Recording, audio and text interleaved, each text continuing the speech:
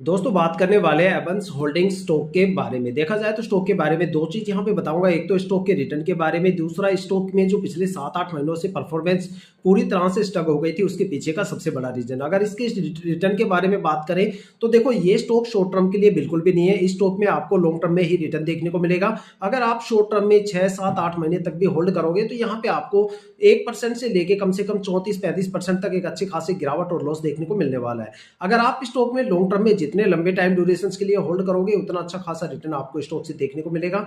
अगर long term के सबसे बेस्ट टाइम ड्यूरेशन की बात करें कि जहां पे सबसे ज्यादा रिटर्न आपको स्टॉक में देखने को मिलता है तो वो यहाँ पे 2 साल की होल्डिंग है, जहां पे आपको एक अच्छा खासा रिटर्न देखने को मिलेगा।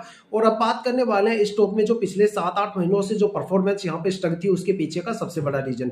देखो मैंने आपको हर एक वीडियो में लगातार बार बार बोला है कि भाई लीप ईयर आ रहा है, थोड़ा सा जून जुलाई में भी मैंने आपको बोला था भाई लीप ईयर आ रहा है तो थोड़ा सा संभल के रहना।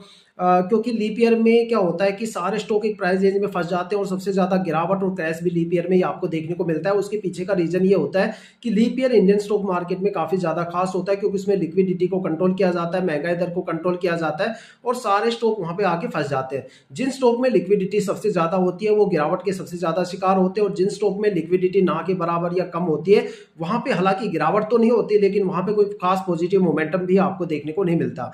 देखा जाए तो इस बार कॉन्सिक्वेंस भी कुछ ऐसा था कि यूरोप के हालात काफी ज्यादा खराब थे, वहां पे जियोपॉलिटिकल टेंशन चल रही थी जिसका सीधा इंपैक्ट एशियन स्टॉक मार्केट पे भी देखने को मिला। साथ में इंडियन स्टॉक मार्केट में अगस्त और सितंबर में दो बड़े क्रैश भी आए। ठीक है, तो ये काफी ज्यादा रीजन थे मार्केट में गिरावट के। ठीक है, और अगर देखा जाए तो लीप ईयर की जब भी गिरावट होती है तो उसके लास्ट 2 महीने में एक रिकवरी प्रोसेस चलता है, और वही रिकवरी प्रोसेस स्टॉक में आपको देखने को मिल रहा है, जो आपको कम से कम इस अबंस होल्डिंग स्टॉक में कम से कम 21 दिसंबर तक आपको देखने को मिलेगा। और उसके बाद ये स्टॉक एक पॉजिटिव मोमेंटम के साथ आगे बढ़ने वाला है।